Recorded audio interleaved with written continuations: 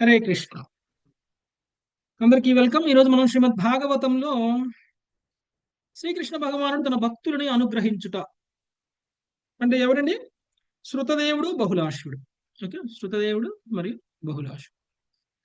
So కృష్ణుడు తన ఇద్దరు భక్తులు ఒకే రాజ్యంలో ఉన్నారు. ఎక్కడ? అది మిథిలా నగరంలో. ఓకే, మిథిలా నగరంలో ఉన్నటువంటి తన ఇద్దరు భక్తుల్ని కలుసుకోవాలని మధుర నుంచి అంటే మన ద్వారక నుంచి బయలుదేరారు. ద్వారక నుంచి బయలుదేరినటువంటి సమయంలో ఆయనతో పాటు ఋషులు కూడా వచ్చారు.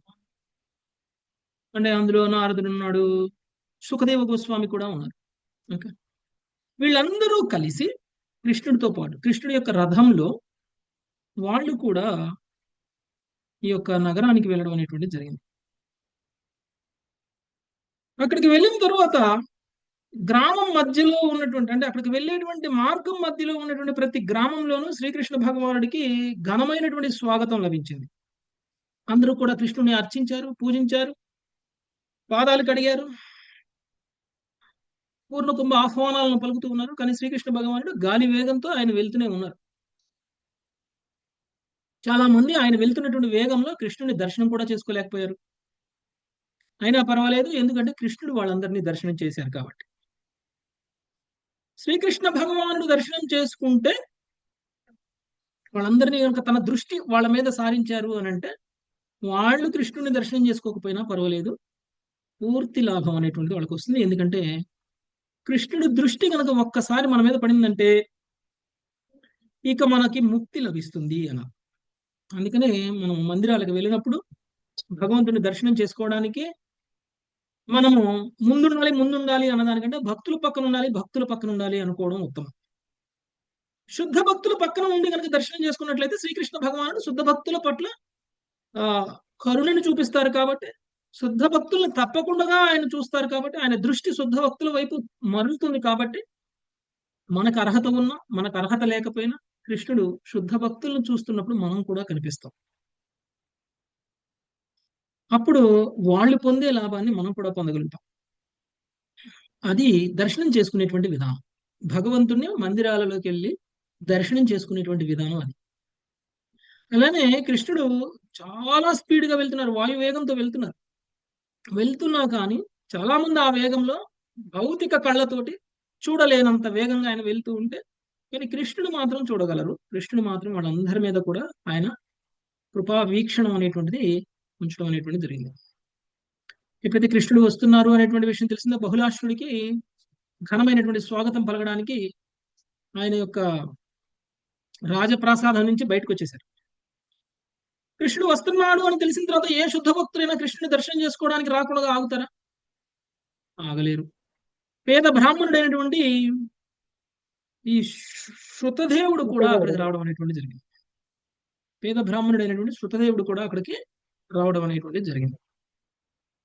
ఎప్పుడైతే కృష్ణుని చూశారో వాళ్ళిద్దరూ కూడా కృష్ణుని వాళ్ళ ఇళ్ళకి ఆహ్వానించడం అనేటువంటి జరిగింది. ఇద్దరు ఒకేసారి ఆహ్వానించారు. మరి భక్తుల కోరికని తీర్చడం అనేటువంటిది భగవంతుడు ఎలా కాదంటారు? అందుకనే ఇద్దరికి వాగ్దానం చేశారు, నేను మీ ఇళ్ళకి వస్తాను అని. అందరికీ ఆశ్చర్యం వేసింది. ఎలా వెళ్తారు? ఎవరో ఒకళ్ళింటికి కదా వెళ్ళగలిగేది.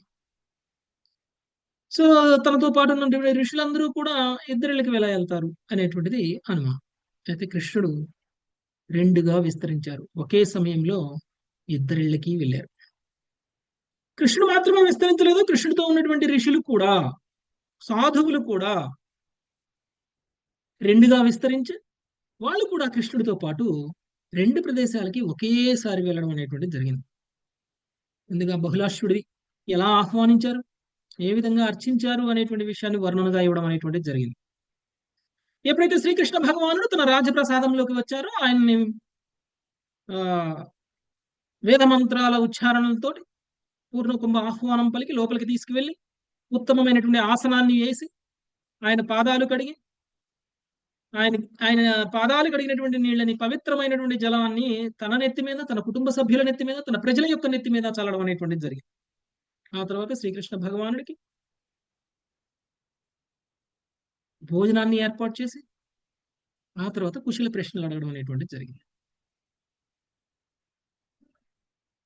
అదేవిధంగా శృతదేవుడు కూడా ఆహ్వానాన్ని పలుకుతున్నారు. కానీ శృతదేవుడు పేద బ్రాహ్మణుడు. ఆయన దగ్గర కూర్చోబెట్టడానికి ఆసనం లేదు,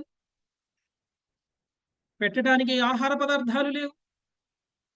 కనీసంగా శ్రీకృష్ణ భగవానుడికి చామర సేవ చేయడానికి చామర కూడా లేదు. ఆయన గృహస్థ జీవనాన్ని అయితే గడుపుతున్నారు, కానీ ఒక సాధువులా, ఒక సన్యాసిలా గృహస్థ జీవనాన్ని గడుపుతున్నారు. ఎలాంటి కష్టము లేకుండా ఏ రోజైనా సరే తనకి అనాయాసంగా సునాయాసంగా వచ్చినటువంటి ఆహారాన్నే తీసుకొని భుజిస్తూ తను జీవితాన్ని గడుపుతూ మిగిలినటువంటి ప్రతి సమయాన్ని, ప్రతి క్షణాన్ని కూడా కృష్ణ సేవకే అంకితం చేసేశారు. ఇలా ఒక పక్క శృతదేవుడు ఉన్నారు. కాబట్టి ఆయన ఇంట్లో ఎలాంటి వసతి లేదు. ఒక పూరి గుడిసె. ఆ పూరి గుడిసెలో ఏమీ వసతులు లేవు, కూర్చోబెట్టడానికి ఆసనం కూడా లేదు. అందుకని కృష్ణుడు వచ్చినప్పుడు ఆయన పై పంచెను తీసుకొని విసురుకుంటూ, గాలిలో ఊపుకుంటూ, కీర్తన చేస్తూ, నాట్యం చేస్తూ ఆయన కృష్ణుని ఆహ్వానించడం అనేటువంటి జరిగింది. దారి పొడుగునా ఆయన నాట్యం చేస్తూ, ఆ పై పంచెని ఊపుతూ, అంటే కృష్ణుడికి గాలి తగలడం కోసం, అదే చామర సేవ ఆయన చేయగలిగింది. అందుకని భగవంతుడి యొక్క సేవ ఎలా చేయాలి అంటే, దేశ కాలమాన పరిస్థితులకి అనుగుణంగా ఎంత ఉత్తమంగా మనం సేవ చేయగలుగుతామో అంత ఉత్తమంగా సేవ చేయాలి. కృష్ణుడు భావగ్రాహి జనార్దనుడు కాబట్టి మనము ఎంత రిచ్గా ఆయన్ని ఆహ్వానించాము, ఎంత గొప్పగా ఆయన చూసాము అనేటువంటి దానికంటే కూడా మన మనసులో భావం ఎలా ఉంది అనేటువంటిది కృష్ణుడు గ్రహిస్తారు. కాబట్టి శుద్ధ భక్తుడు కాబట్టి ఏ తేడాని చూడరు ఆయన. అక్కడ బహుళాశ్రుడు ఇచ్చినటువంటి ఆతిథ్యంలోను, శృతదేవుడు ఇచ్చినటువంటి ఆతిథ్యంలోను కృష్ణుడికి ఎలాంటి తేడా లేదు.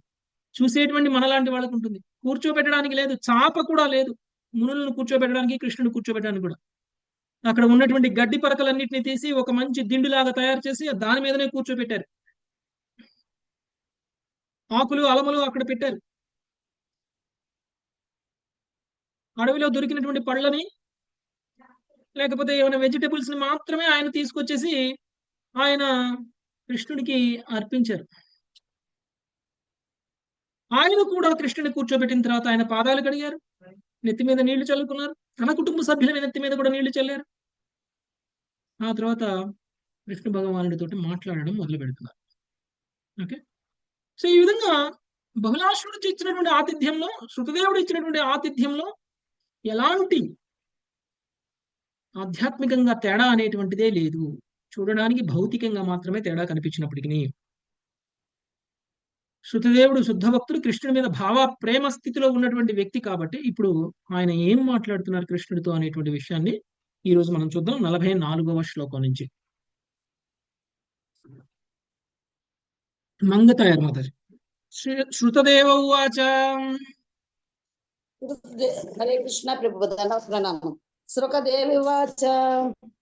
నాధ్యనో దర్శనం ప్రాప్తః పరం పరమ పూరుషః. నాధ్యనో దర్శనం ప్రాప్తః పరమం పరమ పురుషః. యర్హీదం శక్తిభిః సృష్ట్వా ప్రవిష్టో హ్యాత్మసత్తయా. తర్హీదం శక్తిభిః సృష్ట్వా ప్రవిష్ణోహాత్మసత్తయా.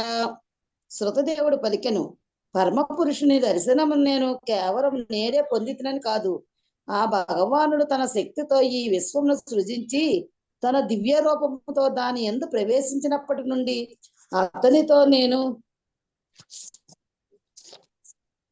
సాంగత్యమును పొంది ఉన్నాను. హరే కృష్ణ ప్రభు. ధన్యవాదాలు ప్రభుజీ.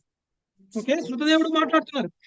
పరమ పురుషుని దర్శనం నేను కేవలం నేడే పొందుతునని కాదు, ఆ భగవానుడు తన శక్తితో ఈ విశ్వమును సృజించి తన దివ్య రూపముతో దాని యందు ప్రవేశించినప్పటికీ అప్పటి నుండి అతనితో నేను సాంగత్యమును పొంది ఉన్నాను. ఇది ఒక శుద్ధ భక్తుడి ఆలోచన విధానం. ఓకే, ఒక శుద్ధ భక్తుడు భగవంతుని ఎక్కడ చూస్తారండి? ఒక శుద్ధ భక్తుడు మనకి శ్రీమద్ భాగవతంలో చైతన్య చరితామృతంలో ఒక సందర్భంలో వస్తుంది. ఎలా అంటే కొంచెం కొంచెం గట్టిగా చెప్పండి. అందరికి అలానే ఉందా మాతాజీ? వినిపిస్తుంది ప్రభుజీ. బాగానే ఉంది ప్రభుజీ, మంచిగానే ఉంది. మాకు బానే మాతాజీ మాతాజీ కొంచెం వాల్యూమ్ పెంచుకోండి మీరు. ఫుల్ పెట్టాను ప్రభు, వినిపించట్లేదు ఆయన. ఓకే. సో కొంచెం చిన్నగానే యాక్చువల్గా వినబడుతుంది ప్రభుజీ, కొంచెం స్లోగానే వినబడుతుంది, ఇంత గట్టిగా వినపడట్లేదు.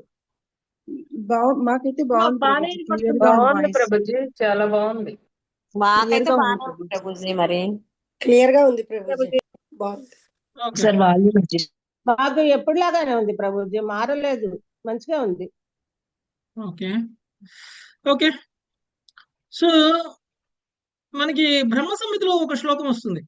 ఏమొస్తుంది? ప్రేమాంజన చరిత లోచనేన సందర్భకోటి గమనీయ ఉమ్,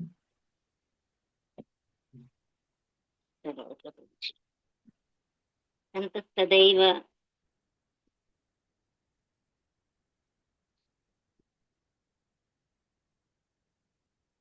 ఓకే. బ్రహ్మ సంహిత 5.38. ఓకే. సో ఏమనొస్తుందంటే ప్రేమాంజనచరిత భక్తి విలోచనేన సంత సథైవ హృదయేషు విలోకయంతి యం శ్యామ సుందరమచింత్య గుణస్వరూపం గోవిందమాది పురుషం తమహం భజామి. ఓకే. అంటే ఒక శుద్ధ భక్తుడు ఎలా ఉంటుంది వాళ్ళ దృష్టి అని అంటే, ఆ శుద్ధ భక్తుడి యొక్క దృష్టి ప్రేమ అనేటువంటి ఆయింట్మెంట్ ని కళ్ళకి పెట్టుకొని చూస్తారు. అలా ప్రేమ అనేటువంటి ప్రేమాంజనం అంటే ప్రేమ అనేటువంటి కాటుక, దానిని కళ్ళకి పెట్టుకొని చూడడం వల్ల ఏం జరుగుతుంది? ఎక్కడ చూసినా కానీ భగవంతుడే కనిపిస్తారు. ఎందులో చూసినా కానీ భగవంతుడే కనిపిస్తారు. యాక్చువల్గా మనకి చతుశ్లోకి భాగవతంలో శ్రీకృష్ణ భగవానుడు ఏం చెప్పారంటే, 3వ శ్లోకంలో చెప్తారు. చతుశ్లోకి భాగవతం 3వ శ్లోకంలో ఏం చెప్తారంటే, ఎవరైనా సరే ఏదైనా సరే ఒక వస్తువును చూస్తే, ఒక విషయాన్ని చూస్తే దానిని నాతో సంబంధంలో కనుక చూడగలిగితే అది నిజం, అది నిజమైనటువంటిది దృష్టి, నిజమైనటువంటి వస్తువు. ఎప్పుడైతే మీరు చూస్తున్నటువంటి వస్తువుకి కృష్ణుడికి మధ్య సంబంధం కనిపించలేదో అది భ్రమ. అది భ్రమ. అంటే ఇప్పుడు మీరు పెన్ను చూశారు, పెన్సిల్ చూశారు, ల్యాప్టాప్ చూశారు, మొబైల్ చూశారు. కృష్ణుని గుర్తు తెచ్చుకోగలగాలి అవి చూసినప్పుడు. అప్పుడు మీరు చూస్తున్నటువంటి దృష్టి నిజమైనటువంటి దృష్టి, మీరు చూస్తున్నటువంటి వస్తువు నిజమైనటువంటి వస్తువు. ఎప్పుడైతే మీరు చూస్తున్నటువంటి వస్తువులో కృష్ణుడు కనిపించలేదో, కృష్ణుడితో ఉన్నటువంటి సంబంధం కనిపించలేదో, అప్పుడు మనం భ్రమలో ఉన్నాము అని అర్థం. ఎందుకలా? ఎందుకంటే ఈ భౌతిక విశ్వంలో ఉన్నటువంటి ప్రతిదీ కూడా ఆధ్యాత్మిక విశ్వం యొక్క ప్రతిబింబం. ఈ ప్రతిబింబాన్ని మనం చూడగలుగుతున్నాము అనంటే మూలం అనేటువంటిది ఉంటేనే కదా ప్రతిబింబాన్ని చూడగలుగుతాం. మీరుంటే కదా మీ ప్రతిబింబాన్ని నీళ్లలో చూడగలిగేది, మీరుంటేనే కదా మీ ఛాయను నేల మీద చూడగలిగేది. అంటే నిజం ఏమిటి? మీరు చూస్తున్నటువంటి ఛాయ ఎప్పుడు మీకు కనిపిస్తుంది? మీరు వెలుతురులో ఉన్నప్పుడు కనిపిస్తుంది. అదే మీరు చీకట్లో ఉంటే మీ ఛాయ మీకు కనపడదు, మీ ఛాయ మీకు కనిపించదు. అంటే మీరు పూర్తి జ్ఞానం, వెలుతురులో ఉండడం ఏంటి? పూర్తి జ్ఞానంతో ఉన్నప్పుడు మీరు చూస్తున్నటువంటి ప్రతిబింబానికి మీకు మధ్య రిలేషన్ కనిపిస్తుంది. అదే మీకు జ్ఞానం లేనప్పుడు, అజ్ఞానంతో ఉన్నప్పుడు ప్రతిబింబము కనిపించదు, ప్రతిబింబానికి సంబంధించిన మూలము కనిపించదు. అంటే అది భ్రమ. అందుకని జ్ఞానం అనేటువంటిది చాలా చాలా ఇంపార్టెంట్. ఆ జ్ఞానమే వెలుతురు. వెలుతురు ఉన్నప్పుడే మీ ప్రతిబింబం కనిపిస్తుంది, లేకపోతే కనిపించదు. కాకపోతే కనిపించడం అనేటువంటి ఒకటి మాత్రమే ముఖ్యం కాదు. ఎప్పుడైతే మీ ప్రతిబింబాన్ని మీరు చూసారో అది నేనున్నాను కాబట్టి నా ప్రతిబింబం ఉంది అనేటువంటిది మీరు గ్రహిస్తారు. అంటే మీరు చూస్తున్నటువంటి ఈ ప్రతిబింబాన్ని మీతో రిలేషన్ లో చూస్తున్నారు. అట్లనే ఈ భౌతిక విశ్వంలో ఉన్నటువంటి ప్రతిదీ కూడా ఆధ్యాత్మిక విశ్వానికి ప్రతిబింబం అయినప్పుడు, ఆ ప్రతిబింబాన్ని ఆధ్యాత్మిక విశ్వంతో రిలేషన్ లో కనుక మీరు చూడగలిగినప్పుడు అది నిజమైనటువంటి జ్ఞానము, అది భ్రమ కానటువంటి విషయం. మామూలుగా అయితే మనం అందరం కూడా ఏది చూసినా కానీ భగవంతుడి యొక్క సంబంధంలో చూస్తున్నాము. భగవంతుడి యొక్క సంబంధంలో కనుక మనం ఒకవేళ చూడట్లేదు అని అంటే మనమందరం కూడా మాయలో ఉన్నాము, భ్రమలో ఉన్నాము అని అర్థం. అదే మహామాయ యొక్క ప్రభావం.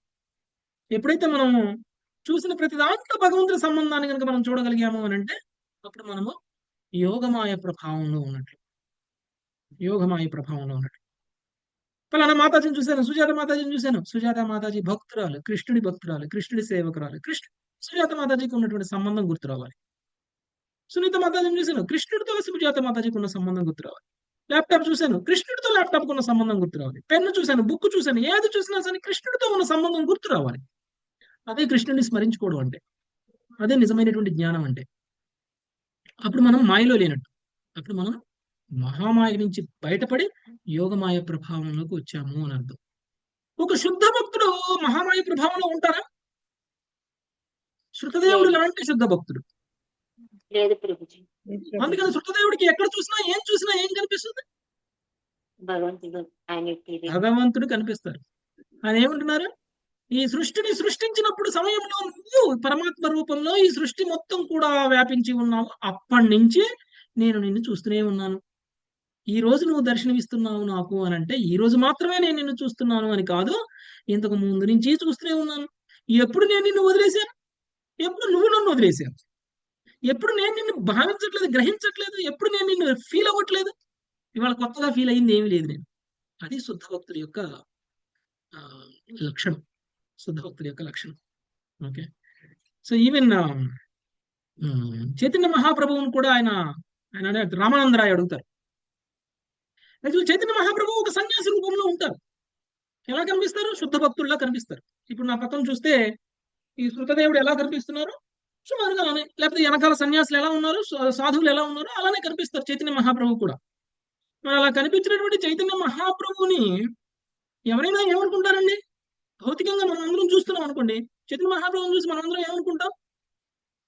ఒక సన్యాసి అని అనుకుంటాం. సాధువు సన్యాసి అనుకుంటాం. ఒక సన్యాసి మాత్రమే అనుకుంటాం. కానీ రామానందరావు ఏమన్నాడంటే, నాకు నిన్ను చూస్తుంటే శ్యామసుందరుడు కనిపిస్తున్నాడు నీలో అని అన్నాడు. శ్రీకృష్ణ భగవానుడు కనిపిస్తున్నాడు నీలో అని అన్నాడు. ఏ యాంగిల్లో చూసినా నాకు నీలో శ్రీకృష్ణుడే కనిపిస్తున్నాడు. ఏంటి నా దృష్టి తప్ప? నేను భ్రమలో ఉన్నానా ఏంటి? నాకు రివీల్ చెయ్యి అని అన్నారు.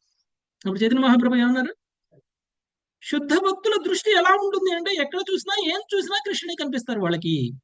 కాబట్టి నాలో నువ్వు కృష్ణుడు చూడడంలో పెద్ద వింత విచిత్రం ఏమి లేదు అని అన్నారు. తరువాత కొంత సమయం తర్వాత రామానందరాయని ఒంటరిగా ఉన్నప్పుడు చైతన్య మహాప్రభు ఆయన్ని పిలిచి ఆయనతో మాట్లాడి ఆయన రాధాకృష్ణుల యొక్క స్వరూపము అనేటువంటి విషయాన్ని చూపించేశారు. వెనకాల ఆయన ఉంటారు, ఆయనలోనే రాధారాణి, ఆయనలోనే కృష్ణుడు, ఇద్దరినీ చూపించేసేశారు. రామానందరాయకి చెప్పారు, నీ దృష్టిలో లోపం లేదు, నువ్వు నిజమైనటువంటి జ్ఞానంలో ఉన్నావు, నువ్వు నిజంగా శుద్ధ భక్తుడు కాబట్టి నేనెవరు అనేటువంటి విషయాన్ని నువ్వు తెలుసుకోగలిగావు. ఇది చాలా గుహ్యమైనటువంటి విషయం, దీన్ని ఎవరికీ తెలియకూడదు. నేను దేవాది దేవుడైనటువంటి శ్రీకృష్ణ భగవానుని అనేటువంటి విషయం అందరికీ తెలియకూడదు. నేను ఒక భక్తుడుగా అవతరించాను కాబట్టి భక్తుడుగానే ఈ లోకంలో నా యొక్క లీలలను చేయాలి కాబట్టి ఈ విషయం చాలా గోప్యమైనటువంటిది. నా శుద్ధ భక్తులు మాత్రం నన్ను కనిపెట్టేస్తారు. అలానే రామానందరాయ్ కూడా కనిపెట్టేశాడు. అది ఒక శుద్ధ భక్తుడి యొక్క దృష్టి అలా ఉంటుంది. అందుకనే శృతదేవుడు కూడా ఇప్పుడు అదే అంటున్నాడు, నిన్ను నిరంతరం నేను దర్శించుకుంటూనే ఉన్నాను అనేటువంటి విషయాన్ని చెప్తున్నారు. ఓకే, నెక్స్ట్ 45వ శ్లోకం. లక్ష్మీ ఆత్మకూరు మాతాజీ. యథాశయానః పురుషో మనస్సైవాత్మమాయయా యథాశయాన పురుషో మనస్సైవాత్మమాయయా దృష్ట్వా లోకం పరం స్వాప్నం అనువిశ్వాభాసతే. స్వప్నం లోకం పరం స్వప్నమను విశ్వావభాసతే. నిదురించు వ్యక్తి తన మాయతోనే వేరొక జగత్తును ఏర్పాటు కావించుకొని విదప తన స్వప్నమునందే ప్రవేశించిన వాడై తనను దాని యందు గావించుచుండును. భగవానుడు అచ్చము అటువంటి వాడే. భాష్యము. నిద్రించుచున్నట్టి వ్యక్తి స్వప్నమోహములో కాల ఒక కాల్పనిక జగత్తును సృజించుకొనును. మాయాజనిత మనుషులలో కూడినట్టి నగరముతో అది నిండియుండును. దాదాపు అదే రీతిగా భగవానుడు బ్రహ్మాండమును ప్రకటము కావించను.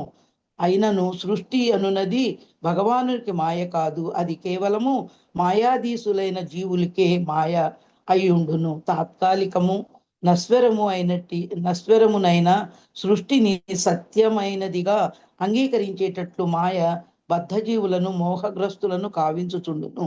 ఇది భగవంతునికి ఆమె వనర్చడి సేవ. హరే కృష్ణ. కదా మాయ సేవ చేస్తుంది కృష్ణుడికి. ఎలా చేస్తుంది కృష్ణుడికి సేవ? మనల్ని మాయలో ఉంచి, మనల్ని మాయలో ఉంచలేకపోయిందంటే అది కృష్ణుడికి సేవ చేసినట్లు కాదు కదా. కృష్ణుడికి సేవ చేసినట్లు అవ్వదు. కాబట్టి ఒక వ్యక్తి తన మాయతో తానే వేరొక జగత్తును సృష్టించుకున్నట్టు కలలో, తను సృష్టించుకున్నటువంటి జగత్తులో తానే ఒక పాత్రధారుడిగా తనను తానే చూసుకుంటున్నట్లు భగవంతుడు కూడా తను సృష్టించినటువంటి ఈ సృష్టిలోకి తానే ఒక క్యారెక్టర్ లాగా, ఒక అవతారం లాగా, ఓకే, ఆయనే రప్పించుకుంటారు. అది కళలో మనల్ని మనం చూసుకున్నట్లు భగవంతుడు తన భౌతిక జగత్తులో చూసుకుంటారు అనేటువంటి విషయాన్ని చెప్తున్నారు. ఓకే, ఇంకొకటి, తను సృష్టించినటువంటి మాయ యొక్క ప్రభావం తన మీద ఉండదు. తను సృష్టించినటువంటి మాయ యొక్క ప్రభావం తన మీద ఉండదు కృష్ణుడికి. కానీ బద్ధజీవులమైనటువంటి మనమందరం కూడా భగవంతుడు సృష్టించినటువంటి మాయలోకి వచ్చాం కాబట్టి మాయ భగవంతుడు ఇచ్చినటువంటి సేవని సక్రమంగా చేస్తుంది. కాబట్టి మనమందరం కూడా దేహాత్మ భావంలోనే ఉండిపోతున్నాం. భగవంతుడితో మనకు ఉన్నటువంటి సంబంధాన్ని గుర్తుపెట్టుకోలేకపోతున్నాం. భగవంతుడికి మన పట్ల మన బాధ్యతనే మనం మర్చిపోయాం. ఓకే, భగవంతుడినే మర్చిపోయాం మనం. సో ఇది భగవంతుడి యొక్క మాయ మన మీద పనిచేస్తున్నటువంటి ప్రభావం. అలా ప్రభావం ఉండడం వల్ల మనం అందరం కూడా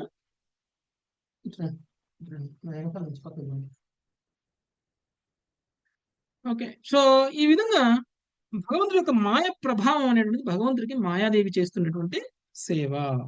నెక్స్ట్ 46వ శ్లోకం శిరీష మాతాజీ. శృణ్వదాం గదదాం సశ్వాం అర్చతాం త్వాభివందతాం.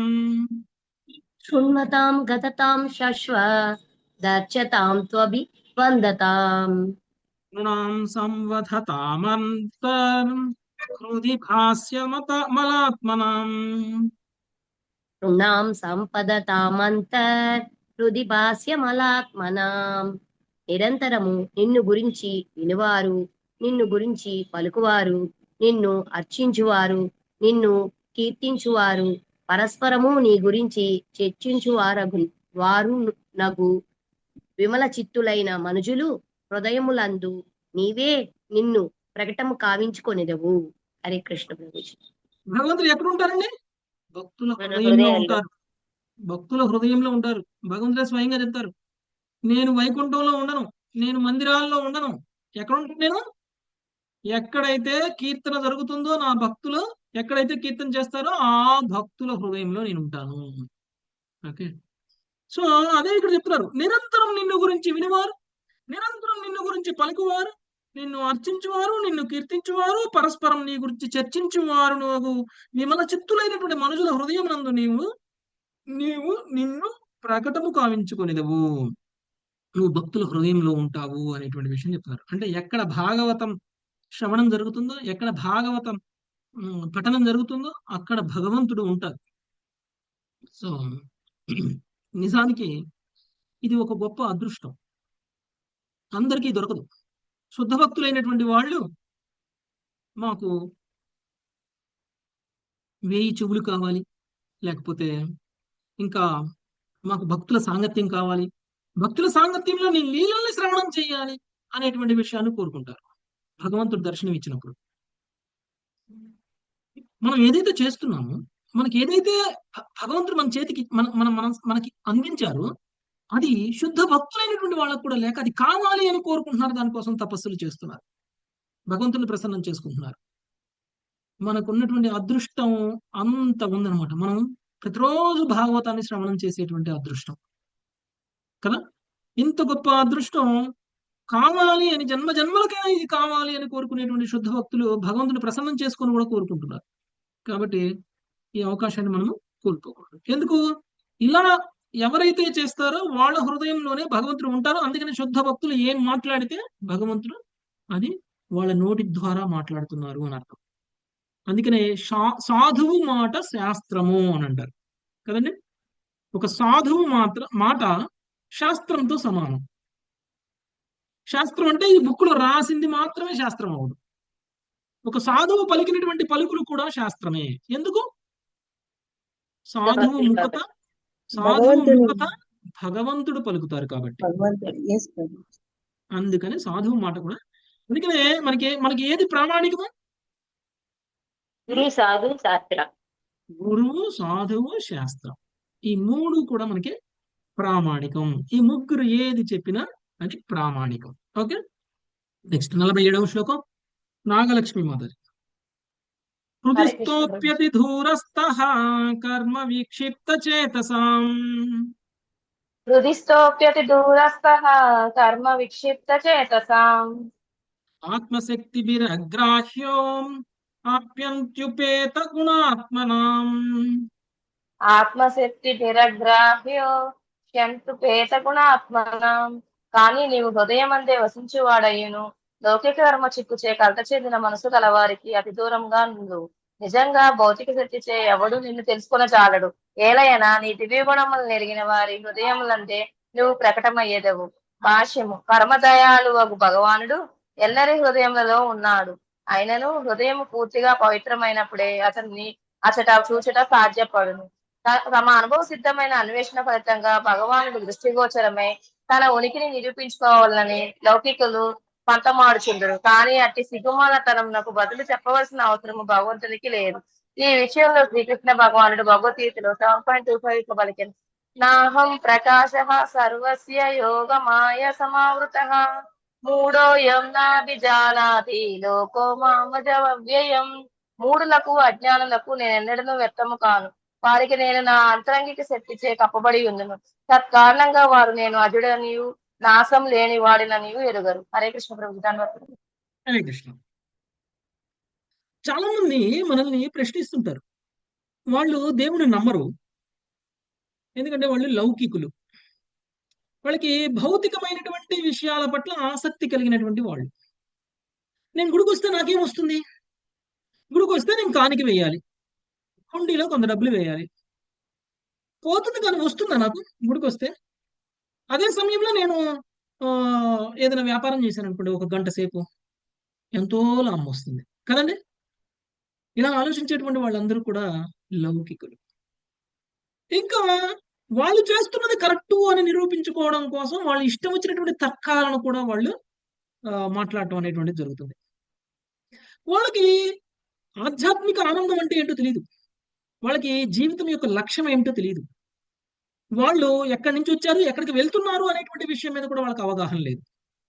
అలాంటి వ్యక్తులు వాళ్ళు చేస్తున్నటువంటి పని సరి అని చెప్పుకోవడం కోసం, ఎందుకది అంటే వాళ్ళకి భౌతికమైనటువంటి ఆనందాన్ని ఇస్తుంది కాబట్టి. భగవంతుడు లేడనైనా అంటారు, లేదు ఉంటే కనుక చూపించు అనైనా అంటారు. భగవంతుడు ఏం చెప్తున్నారు? ఇలాంటి అజ్ఞానులకి భగవంతుడు చూపించి నేను ఉన్నాను అని నిరూపించుకోవాల్సిన అవసరమే లేదు. భగవంతుడు ఏం చెప్తున్నారు? లౌకికులకి అందనటువంటి వాడు, భౌతికంగా ఉన్నటువంటి వ్యక్తులకి భగవంతుడు కరుణ ఉండదు, భగవంతుడు దర్శనం ఉండదు.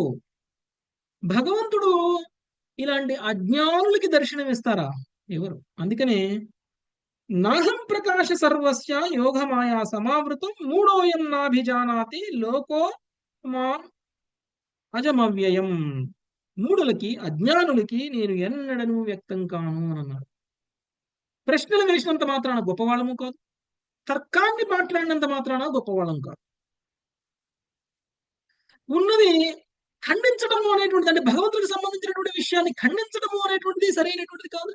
లేదు అంటే ఆధ్యాత్మిక గురువు స్థానంలో ఉన్నటువంటి వ్యక్తిని ప్రశ్నించడము అనేటువంటిది అది తనకి తెలుసా లేదా, తను చెప్పగలడా లేదా అనేటువంటి భావనలో ప్రశ్నించడం అనేటువంటిది కూడా గొప్పతనం కాదు. ఇలాంటి దాన్ని భగవంతుడు ఏమీ హర్షించరు, స్వీకరించరు. దానివల్ల మనం ఏదో ఆధ్యాత్మిక స్థితిలో ఉన్నట్లు కాదు ఆ ప్రశ్నల వల్ల. బహుశా మనం వేసేటువంటి ప్రశ్నలు కృష్ణుడికి సంబంధించినయే కావచ్చు, కానీ వేసినటువంటి ప్రశ్న యొక్క ఉద్దేశం, వేసినటువంటి ప్రశ్న వేసినటువంటి వ్యక్తి యొక్క మనోభావం, లేదు అని అంటే బాడీ లాంగ్వేజ్, ఆయన ఆ వ్యక్తి యొక్క మానసిక స్థితిని బట్టి ఆ ప్రశ్న భౌతికమా లౌకికమా అనేటువంటి విషయం తెలుస్తుంది. అది భగవంతుడు తెలుసుకుంటాడు. అలాంటి వ్యక్తికి ఆధ్యాత్మికంగా ఎలాంటి లాభం ఉండదు. కాబట్టి మనము శరణాగతి భావనలో ప్రశ్న వేయాలి. తద్విద్ధి ప్రణిపాతేన పరిప్రశ్నేన సేవయా అని అన్నారు కృష్ణుడు.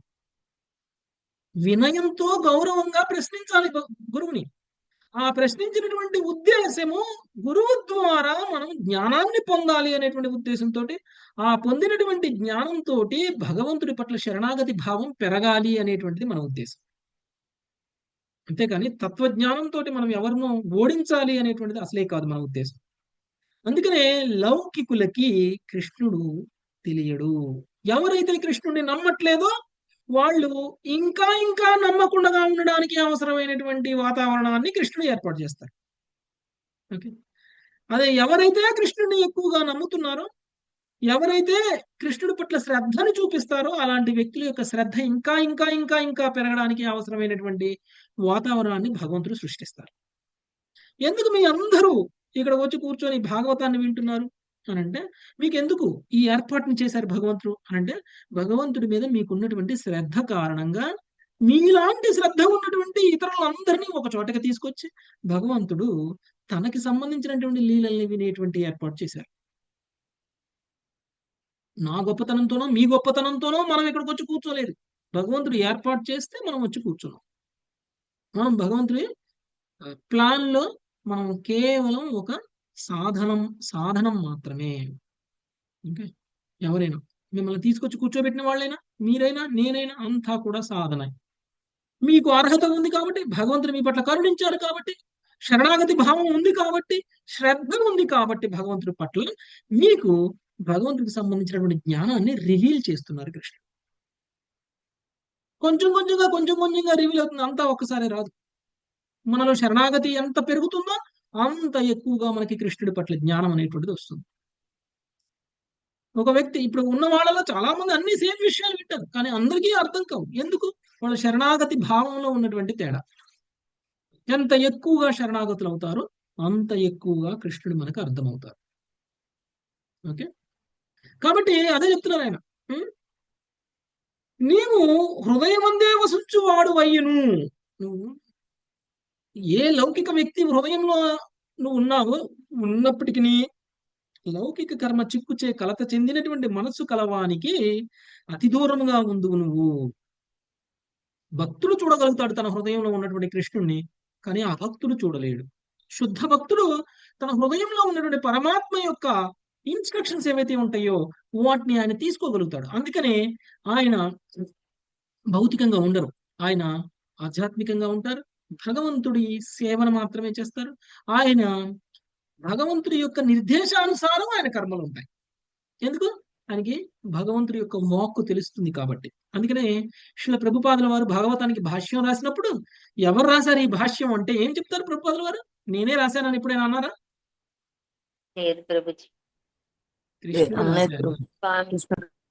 కృష్ణుడు రాశారు. అదేంటండి మీరు కదా రాసింది, మీరు కృష్ణుడు రాశారంటారేంటి అని అంటే, నేను కేవలం మాధ్యమే. ఒక పెన్నుతో రాస్తే మనము ఒక పేపర్ మీద ఎవరు రాశారు అంటే పెన్ను రాసిందని చెప్తాం, మనం రాసామని చెప్తాం. పెన్ను కదా రాసేది పేపర్ మీద. దాని మీద అక్షరాలు పెట్టడానికి కారణం మనం అంటాం కదా, అలా సాధనంగా అదొక సాధనంగా వాడతాం అంతే. కేవలం సాధనమే. ఓకే, మీరు పట్టుకొని రాయకపోతే పెన్ను కూడా రాయదు. అలానే శ్రీకృష్ణ భగవానుడు సూచించినటువంటి సూచనలకి అనుగుణంగానే శ్రీల ప్రభుపాదుల వారు భాష్యం రాశారు. నేను ఒక పెన్ను లాంటి వాడిని, నన్ను పట్టుకొని కృష్ణుడు రాపించారు. ఓకే, కాబట్టి కృష్ణుడు మాట అవుతుంది. ఏది ప్రభుపాదుల వారు రాసినా కానీ కృష్ణుడి మాట. శుద్ధ భక్తులకి కృష్ణుడు చెప్పేటువంటివి వినిపిస్తాయి. ఓకే, కృష్ణుడు ఆ విధంగా రాయడం అనేటువంటిది జరుగుతుంది. ఓకే, కాబట్టి లౌకికమైనటువంటి వ్యక్తులు దాన్ని ఫీల్ అవ్వలేరు. వాళ్ళ హృదయంలో ఉన్నటువంటి కృష్ణుడు పలుకుతున్నటువంటి పలుకులను వాళ్ళు వినలేరు. అదే దివ్యమైనటువంటి వ్యక్తులు, దివ్య గుణాలు కలిగినటువంటి వ్యక్తులు, లేదు అంటే భక్తులు, వాళ్ళు నీ హృదయంలో ఉన్నటువంటి నిన్ను ప్రకటన చేసుకోగలుగుతారు అనేటువంటి విషయాన్ని చెప్తున్నారు. నెక్స్ట్ 48వ శ్లోకం ప్రమీల మాతాజీ. హరే కృష్ణ ప్రభుజీ. నమోస్తు నమోస్తు తేధ్యాత్మ విధాం పరాత్మనే నమోస్తు తేధ్యాత్మవిదాం పరాత్మనే అనాత్మనే స్వాత్మ విభక్త మృత్యవే అనాత్మనే స్వాత్మ విభక్త మృత్యవే కారణాకారణలింగమీయుషే సకారణ కారణలింగమీయుషే స్వమాయయా సంవృత రుద్ధ దృష్టయే స్వమాయయా సంవృత రుద్ధ దృష్టయే. పరతత్వము నెరిగిన వారికి నీవు పరమాత్మునిగా అనుభూతమయ్యదువు కాగా విస్మృత జీవులకు నీవు నీ కాల రూపంలో మృత్యువును అసగెదవు. నిర్హేతుకమగు ఆధ్యాత్మిక రూపము విరాట్ రూపము రెండింటి యందును ప్రకటమై నీవు ఒకే సమయమున భక్తులకు దృష్టి నసగుచు అభక్తుల దృష్టిని నిరోధించుచుందువు. అట్టి నీకు నా వందనములు. భాష్యము. భగవానుడు తన భక్తుల ఎదుట నిత్య ఆధ్యాత్మిక రూపంలో ప్రకటమైనప్పుడు వారి దృష్టి తెరుచుకొనును, అనగా సమస్త మాయా చిహ్నములు తొలగిపోయి వారు పరతత్వము యొక్క సుందర దర్శనమును పానము చేయుదురు. ఇంకొక ప్రక్క అభక్తులకు భగవానుడు ప్రకృతిగా దర్శనమిచ్చును. ఆ ప్రకారముగా అతడు వారి దృష్టిని కప్పివేసి తన ఆధ్యాత్మిక నిజ రూపము వారికి కనపడకుండగా చేయును. అనాత్మనే అనుదానికి వేరొక అర్థమును ఆధారము చేసుకొని శ్రీల విశ్వనాథ చక్రవర్తి ఠాకూర్లు ఈ శ్లోకమునకు అన్య వ్యాఖ్యానమును ఇట్లొసగిరి. వివిధ తరగతుల జనులు పరతత్వమును వివిధ రీతులలో ఎరుగుదురు. శాంతరసములో నుండి భగవద్భక్తులు మాయాతీతముకు దివ్యమైన రూపము కలవానిగా భగవానుని ధ్యానింతురు. నిరాకార తత్వవేత్తలు అతన్ని రూపరహితునిగా భావింతురు. ఇక అసూయాపరులకు దానవులు అతనిని మృత్యు రూపంలో దర్శింతురు. హరే కృష్ణ ప్రభుజీ. దండవత్ ప్రణామం. భౌతికమైనటువంటి వ్యక్తులకి భగవంతుడు మృత్యు రూపంలో దర్శనమిస్తారు. కానీ అదే భగవంతుడు శుద్ధ భక్తులకి ఎలా ఎలా దర్శనమిస్తారు? శ్యామసుందర రూపంలో దర్శనమిస్తారు. ఆధ్యాత్మిక రూపంలో దర్శనమిస్తారు. భగవంతుడు పరమాత్మనుగా వాళ్ళు తెలుసుకోగలుగుతారు. వాళ్ళు ఓకే, పరతత్వాన్ని వాళ్ళు పరమాత్మగా తెలుసుకోగలుగుతారు అనమాట. ఇది కూడా ఒకవేళ చూస్తే భక్తుల్లో కూడా, ఇంకొక రకంగా చూస్తే అభక్తులు కూడా భగవంతుడు చూస్తున్నారు. ఎలా చూస్తున్నారు? ఈ భౌతిక ప్రకృతి రూపంలో చూస్తున్నారు. ఈ భౌతిక ప్రకృతిలో భగవంతుడు లేరా? భౌతిక ప్రకృతి మొత్తం ఎక్కడి నుంచి వచ్చింది? భగవంతుడి నుంచి వచ్చింది. భగవంతుడి నుంచి భగవంతుడి నుంచే వచ్చింది. ఆయన ఈ యొక్క భౌతిక శక్తి. ప్రకృతిలో ప్రతి అణువులో ప్రతి పరమాణువులోనూ భగవంతుడు విస్తరించి ఉన్నారు. ఇదంతా కూడా విరాట్ రూపము అని అంటాం. భగవంతుడి యొక్క విరాట్ రూపము ఏంటిది? భౌతిక కారణం విశ్వం. ప్రకృతి, కూడా. భౌతిక ప్రకృతి, భౌతిక విశ్వం, భౌతిక ప్రకృతి భౌతిక కూడా. భౌతిక ప్రకృతి కారణానికి సై విష్ణువు కాదు. భగవంతుడి యొక్క ప్రభుజీ. విరాట్ రూపం అంటే భౌతిక ప్రకృతి. ఓకే. అయితే ప్రభుజీ ఉమ్. ఓకే, తర్వాత చెప్తాను. చెప్పండి చెప్పండి. మొన్న దివ్య చిత్రపటంలో కారణోదక సాయి విష్ణువుని విరాట్ రూపం అని చెప్పారు ప్రభుజీ. అలా కూడా చెప్పొచ్చు అని చెప్పారు. కారణోదక సాయి విష్ణువు కాదు, గర్భోదక సాయి విష్ణువు అని ఉంటారు. లేదు ప్రభుజీ, కారణోదక సాయి విష్ణువే అన్నారు విరాట్ రూపం అని. 24 తత్వాలు ఉంటాయి అలా చెప్పారు ప్రభుజీ. ఆయన అంటే నుంచి వస్తారు. ప్రకృతిలోకి వచ్చారు అని చెప్పారు. ప్రకృతిలో కారణోదక విష్ణు వచ్చారు అని చెప్పారు. ఎలా విరాట్ వచ్చారు? రూపంలో. గర్భోదక విష్ణువులా వచ్చారు. గర్భోదక కారణోదక విష్ణువు. విష్ణుగా వచ్చారు. అదే విరాట్ అని రూపము చెప్పారు. అని చెప్పే శాస్త్రాలు కదా కరెక్ట్ ప్రకృతిలో అనుకున్నాం ఉంది. ప్రభుజీ. కారణోదక విష్ణువు అన్ని విశ్వాలకి కామన్ కదా, అన్ని విశ్వాలకి ప్రభుజీ. common. ఈ అన్ని విశ్వాలకి పరంగా ఉంటారు. అన్ని విశ్వాలకి ఒక్కటే. పరంగా ఉంటారు. ఒక గర్భోదక ఒక్కరే. సాయి విష్ణు ప్రతి విశ్వంలోనూ అవతరిస్తారు కదా. ఎస్ ప్రభు. అంటే భౌతిక లోకంలో ఉన్నారని చెప్పారు కదా ప్రభుజీ, అంతేనా? భౌతిక లోకంలో ఉన్న భౌతిక లోకంలోకి విస్తరించారు భగవంతుడు కారణోదక సాయి విష్ణువు. అప్పుడు అది గర్భోదక సాయి విష్ణు అవుతారు. గర్భోదక సాయి విష్ణు అంటే ఈ అంటే భౌతిక విశ్వ రూపంలో చూస్తే భౌతిక విశ్వం అనేటువంటిది భగవంతుడి యొక్క విరాట్ రూపము. విరాట్ రూపం అంటే భగవంతుడి యొక్క భౌతిక రూపం. ఓకే, ఇప్పుడు మీరున్నారు, మీ అంటే యొక్క ఒక భౌతిక విశ్వానికి కదండి ప్రభుజీ గర్భోదక విష్ణు. ఒక విషయం గురించి ఆలోచించండి, అంతకు మించి మీరు ఆలోచించినా మీరు అర్థం చేసుకోలేదు. అంటే వాళ్ళు ఒక చెప్పింది చెప్పారు. ఒక విశ్వాన్ని గురించి ఆలోచించినప్పుడు ఈ విశ్వం మొత్తం కూడా భగవంతుడి యొక్క భౌతిక రూపం. ఇప్పుడు మీరున్నారు, నన్ను చూస్తున్నారు, నా యొక్క భౌతిక రూపం ఏంటి అంటే ఈ రూపం ఏదైతే ఉందో అది నా భౌతిక రూపం. కానీ నేనెవరు అంటే ఈ భౌతిక రూపంలో ఉన్నటువంటి ఆత్మని నేను కదా, జీవుణ్ణి నేను. అలానే ఈ భౌతిక విశ్వం ఏదైతే ఉందో భగవంతుడి యొక్క భౌతిక రూపము. అందులో పరమాత్మగా ఎవరైతే ఉన్నారో ఆయన ఎవరు? గర్భోదక సాయి విష్ణువు. ఓకే, ఆయనే గర్భోదక సాయి విష్ణువు. కాబట్టి భగవంతుడి యొక్క భౌతిక రూపం ఏమిటి అని అంటే విరాట్ రూపము అని చెప్పాలి. ఓకే, విరాట్ రూపము అని చెప్పాలి. కాబట్టి ఈ విరాట్ రూపం మొత్తం కూడా నీవే విస్తరించి ఉన్నావు కాబట్టి నిన్ను భక్తులు తెలుసుకోగలుగుతారు, అభక్తులు చూస్తూ కూడా తెలుసుకోలేరు అనేటువంటి విషయాన్ని చెప్తున్నారు. ఓకే, మీరు ఎక్కడెక్కడ వెళ్ళామో అక్కడే వదిలేసేయండి మాతాజీ. ఓకే, ప్రస్తుతానికి ఓకే, అవన్నీ కొంచెం కాంట్రడిక్షన్స్ ఉన్నాయి అందులో. అవన్నీ వాటన్నిటినీ మీరు గనక క్యారీ చేసినట్లయితే మీకున్న కాన్సెప్ట్ కూడా పోతుంది. ఓకే, చాలా టఫ్ గా ఉండేది ప్రభుజీ. అది అసలు యాక్చువల్గా మీకు సంబంధించిన కోర్సు కాదు, మీరు చేరి ఉండకూడదు. కానీ ఓకే మాతాజీ, అందుకే మాకు ఏమీ అర్థం కాలేదు ప్రభుజీ నాకైతే. ఓకే.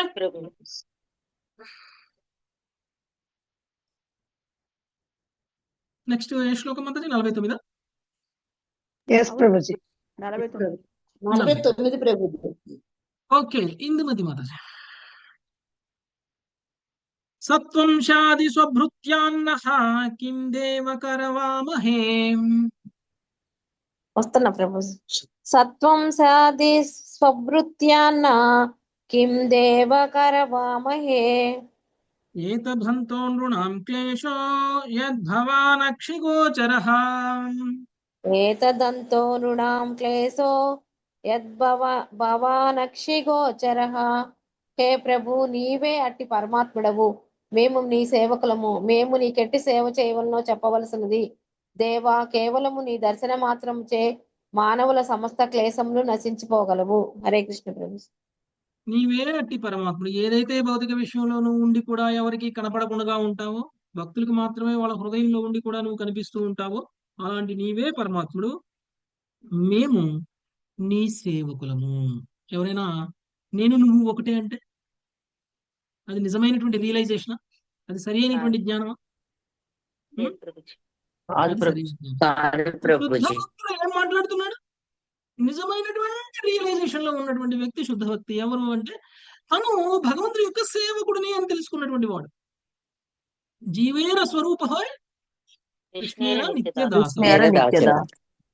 సో ఈ ప్రతి జీవుడు కూడా కృష్ణుడికి నిత్యదాసుడు. నిత్యదాసుడు, కొంతకాలానికి మాత్రమే దాసుడు కాదు, నిత్యదాసుడు. ఈ విషయాన్ని తెలుసుకోగలిగినటువంటి వాడు భక్తుడు. ఓకే, ఈ విషయం తెలుసుకోలేకపోతే భక్తులు కానట్టే. ఎంత గొప్పగా భగవంతుడి యొక్క ఆరాధన చేస్తున్నా, ఎంత గొప్పగా రోజు పూజలు చేస్తున్నా, ఎంత గొప్పగా కానుకలు చేస్తున్నా, ఒక సేవకుడు యజమానికి సేవ చేయాలి కదా. భగవంతుడికి సేవ చేయాల్సినటువంటి మనము భగవంతుడికి సేవ చేయకుండా సమాజానికి సేవ చేస్తూ నేను భగవంతుడికి సేవ చేస్తున్నాను, సమాజమే భగవంతుడు అని చెప్పేటువంటి తత్వం అనేటువంటిది అది పూర్తి రియలైజేషన్తో ఉన్న తత్వం కాదు. అది మన మూడుకు తగ్గట్టు మనకి జ్ఞానం అర్థమవుతుంది. మనకున్నటువంటి మనం అర్థం చేసుకున్నటువంటి తత్వం అనేటువంటిది మన స్థాయిని బట్టి ఉంటుంది. ఓకే, ఎప్పుడైతే మనం శుద్ధ భక్తి స్థాయిలోకి వెళ్తామో ఆటోమేటిక్ గా మనలో ఉన్నటువంటి రియలైజేషన్స్ మార్పు వస్తాయి, నిజం బోధపడుతుంది. మనము భగవంతుడికి సేవకులము. మనం చేయాల్సిన సేవ ఎవరికండి? భగవంతుడికి, కృష్ణ భగవానుడికి. ప్రతి మనిషిలోనూ నేను భగవంతుడిని చూస్తున్నాను కాబట్టి ప్రతి మనిషికి సేవ చేస్తాను నేను అని అంటే మనిషిలో భగవంతుడిని చూడగలిగినప్పుడు చెయ్యి. ఓకే, ప్రతి మనిషిలో నేను భగవంతుడిని చూడగలిగినప్పుడు చెయ్యి, అప్పుడు అది భగవత్ సేవ అవుతుంది. అనుకుంటానండి నేను మనుషులే దేవుళ్ళు, మనుషులకే సేవ చేస్తే భగవంతుడికి సేవ చేసినట్లే అని అనుకుంటాను అని అంటూ అది జ్ఞానం కాదు, అది అజ్ఞానం ఒక రకంగా.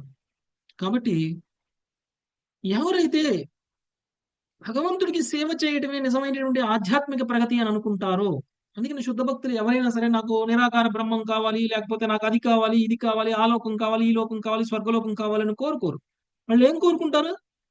నేను నీకు సేవ చెయ్యాలి, భగవంతుని సేవ, భక్తితో నీ సేవ. సేవలో నేను నిరంతరం ఉండగలగలిగితే నేను వైకుంఠంలో ఉంటే. ఎందుకు వైకుంఠం అసలు ఏం చేస్తారండి? వైకుంఠం అసలు ఏం భగవంతుడు చేస్తారు? సేవ అక్కడ అక్కడ సేవలు అక్కడ ఏమి ఉండవు ప్రభుజీ. అక్కడ భక్తుల సేవలు ఏమి ఉండవు. ఉంటారు. నిరంతరం భగవంతుడిని కీర్తిస్తూ ఉంటారు, నిరంతరం భగవంతుడి సేవలోనే ఉంటారు. అదే పని మనం ఇక్కడ కూడా చేయగలిగితే ఇది వైకుంఠం కాదా? మన ఇల్లే వైకుంఠం, మనం ఉండే ఊరే వైకుంఠం. ఓకే, ఎంతమంది లేరండి వాళ్ళ జీవితాలను భగవంతుడి కోసం త్యాగం చేసి, వాళ్ళ ఊర్లు వదిలేసి, ఇళ్ళు వదిలేసి భగవంతుడి సేవలో ఉండిపోయినటువంటి వాళ్ళు ఎంతమంది లేరు? వాళ్ళందరూ వైకుంఠ వాసులే ఒక రకంగా చెప్పాలంటే. వాళ్ళందరూ వైకుంఠ కాన్షియస్ లో ఉన్నారు. వైకుంఠ వాసుల యొక్క చేతనం ఏదైతే ఉంటుందో ఆ చేతనంలో ఉన్నారు. అలాంటి వాళ్ళ పాదాలకు కనుక నమస్కరించినట్టయితే వైకుంఠ వాసులకు నమస్కరించినట్లే. అలాంటి వాళ్ళ ఆశీస్సులు దొరికాయి అంటే వైకుంఠ వాసుల ఆశీస్సులు దొరికినట్టే. ఓకే, భగవంతుడి ఆశీస్సులు దొరికినట్టే. కాబట్టి అలాంటి వ్యక్తుల్ని గౌరవించాలి మనం, అలాంటి వ్యక్తుల్ని పూజించాలి మనం. అది భగవంతుడి పూజతో సమానం. ఓకే, ఒక పాపాత్మను, కామరును, రోడ్డు మీద బట్టలు లేకుండా తిరిగేటువంటి వాళ్ళను మనం ఆదరించి పూజించడం అనేటువంటిది అది కాదు వైకుంఠ సేవ అంటే, లేకపోతే అది కాదు భగవత్ సేవ అంటే. ఓకే, ప్రతి వ్యక్తికి వాళ్ళు పొందుతున్నటువంటి జీవితానికి కారణం వాళ్ళు పూర్వజన్మలో చేసుకున్నటువంటి కర్మల కారణం. ఆ కర్మలను దేవతలు సైతం తీసేయలేరు. మనం ఏదో ఉద్ధరిద్దాము అనుకుంటే ఎంతమందిని ఉద్ధరించగలమండి మనం? మనకు ఉన్నటువంటి శక్తి, మనకు ఉన్నటువంటి సామర్థ్యంతో మనం ఎంతమందిని ఉద్ధరించగలం? మన ఊర్లో ఉన్నటువంటి 100 మందిలో ఒక్కళ్ళను కూడా ఉద్ధరించలేము మనం కదా. ఎంతమందిని మీరు పెంచుకుంటారండి తీసుకొచ్చి ఇంట్లో కూర్చోబెట్టుకొని? చేయలేము. చేయలేము. నిజంగా నేను సమాజ సేవ చేస్తాను అంటే సమాజంలో ఉన్నటువంటి ప్రతి పతితుడినే నువ్వు సేవ చేయాలి. ప్రపంచంలో ఉన్నటువంటి ప్రతి భేదవాడిని నువ్వు కాపాడగలగాలి. ఏదో ఒకరిని కాపాడాను, నేను భగవంతు సేవ చేశాను అంటే అది సాధ్యం కాదు. కాబట్టి నిజమైనటువంటి సేవ కేవలం భగవంతుడి సేవ చేసినప్పుడే అది నిజమైనటువంటి సేవ అవుతుంది. భగవంతుడికి సేవ చేస్తే సమస్త సమాజానికి సేవ చేసినట్లే. ఓకే, కేవలం నీ దర్శనం మాత్రం చే మానవులు సమస్త క్లేశములను నశింపజేసుకోగలరు. ఓకే, అది నిజమైనటువంటి క్లేశాలు పోవడం అంటే ఏంటండి? మనలో ఉన్నటువంటి పవిత్రం అయిపోతామో, మనం ఎప్పుడైతే ఆధ్యాత్మికంగా మారిపోతామో మనలో ఉన్నటువంటి భౌతికత్వం నశించిపోతుంది. భౌతికంగా మనం పొందుతున్నటువంటి ఆధ్యాత్మిక, ఆది భౌతిక, ఆది దైవిక క్లేశాలు మనల్ని ప్రభావితం చేయలేవు. ఓకే, ఇది అది ఎప్పుడవుతుంది? మనం ఆధ్యాత్మిక స్థితిలో ఉన్నప్పుడు అవుతుంది. ఓకే, నెక్స్ట్ 50వ శ్లోకం. సుజాత మాతాజీ. శ్రీ సుఖ ఉవాచ.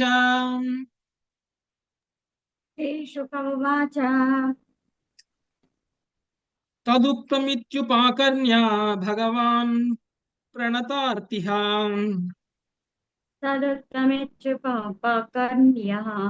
భగవాన్ ప్రణతార్తిః. గృహీత్వా పాణినా పాణిం ప్రహసంస్తమువాచః. గృహీత్వా పాణినా పాణి ప్రహసంస్తమువాచ. శ్రీ సుఖదేవ గోస్వామి పలికను శరణాగతులకు భక్తుల దుఃఖములను నశింపజేయి వాడకు భగవానుడు శృతదేవుడు. ఈ వాక్కును పలుకగా విని తన చేతిలో అతని చేతిని పట్టుకొని నవ్వుతూ ఇట్లు పలికెను. భాష్యం. అవును, నన్ను గురించిన సత్యము నీకు తెలుసు, నీ గురించి కూడా నాకు పూర్తిగా తెలుసు.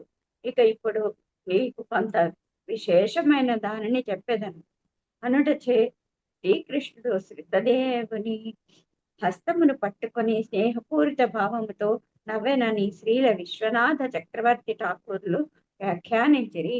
హరే కృష్ణ ప్రభుజీ, ధన్యవాదాలు. శ్రీకృష్ణ భగవానుడు శృతదేవుడు పలికినటువంటిదంతా విని సంతృప్తి చెంది ఒక శుద్ధ భక్తుడితోటి భగవంతుడు స్వయంగా మాట్లాడబోతున్నారు. అది కూడా చేతిలో చెయ్యి వేసి. ఓకే, ఎవరితో అయినా మనం మాట్లాడాలి అని అంటే అవతల వ్యక్తితో మనకున్నటువంటి రిలేషన్ బట్టి మనం మాట్లాడడం కదండి. ఒక వ్యక్తి చెయ్యి పట్టుకొని మరీ సమాధానం చెప్పడం అంటే చాలా దగ్గరగా ఉంటే ఆత్మీయత ఎక్కువగా ఉంటే ఆప్యాయత చాలా ఎక్కువ భావం ఆత్మీయతగా ప్రభుజీ. ఉంది. సో శ్రీకృష్ణుడు ఆప్యాయత సుఖదేవుడి యొక్క భావం. చెయ్యి పట్టుకొని మరి కృష్ణుడు మాట్లాడబోతున్నారు. అంత ఆత్మీయంగా ఉన్నటువంటి వ్యక్తితోటి మాట్లాడేటువంటి వ్యక్తి పరమ సత్యాన్నే మాట్లాడతారు. పైగా ఆ వ్యక్తికి సంపూర్ణ లాభాన్ని కలిగించేటువంటి విషయాన్ని మాట్లాడతారు కదండి. సో మోసం చేయడానికి అలా మాట్లాడరు కదా, అంత ఆత్మీయతను ప్రదర్శించరు కదా. లేదు వాళ్ళ ప్రభు శ్రేయ- లేదు వాళ్ళ ప్రభు. శ్రేయోభిలాషులుగా ఉంటారు ప్రభుజీ. ఆ, శ్రేయోభిలాషులు. వాళ్ళకి అంతకు మించిన లాభం ఏమి ఉండదు. ఇంకా అలాంటి మాటలు చెప్తారు వాళ్ళకి. ఓకే, సో ఆ మాట ఏంటో మనం రేపు చూద్దాం. Okay, thank you very much. Hare Krishna. వాంఛాకల్పతరుభ్యశ్చ కృపాసింధుభ్యైవ దివ్యవచ పతితానాం పావనేభ్యో వైష్ణవేభ్యో నమో నమః. హరే హరే కృష్ణ కృష్ణ హరే హరే కృష్ణ కృష్ణ కృష్ణ కృష్ణ కృష్ణ కృష్ణ హరే హరే హరే హరే హరే హరే రామ రామ హరే హరే రామ రామ రామ రామ రామ రామ